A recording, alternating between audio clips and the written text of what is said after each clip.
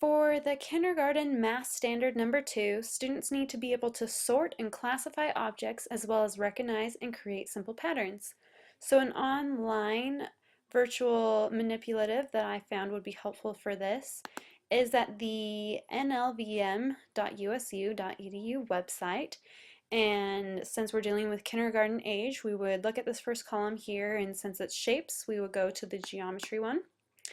And the attribute blocks is the one that I found would be most helpful for that. Over here in the instructions, it tells us to practice sorting blocks by color, shape, and size. The blocks inside the oval are the same color, shape, or size. Drag blocks that and then press check to see if you are correct. Press new problem for a new set of blocks. So we see that we have squares, rectangles, and a circle. And so what all of those have in common is that they are green. So we'll drag our other green shapes into here. Let's check and see if we're correct. Awesome, all the blocks inside are green. Let's just try a new problem just to see what else they have. Triangle, circle, and rectangle, those again are also all green. Let's see how this works. Awesome. So on this one, it looks like we're dealing with circles and squares, and they're all of the small variety. So we can bring in these.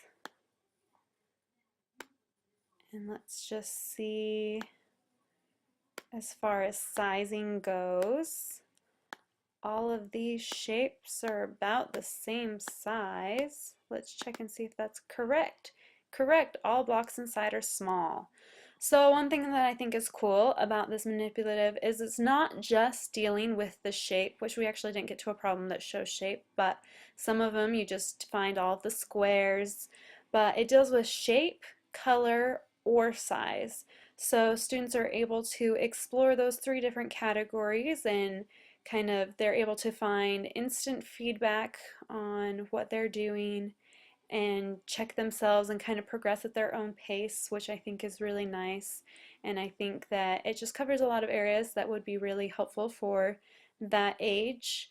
I think that in my classroom I would use this in either as a fast finisher for students to go work on things, or in a centers. Students could do this kind of in between main centers as we're rotating, and I think that it would be a helpful transition activity. And I think that it just works well because it's so fast paced, it's pretty simple to do, and students can kind of just check themselves.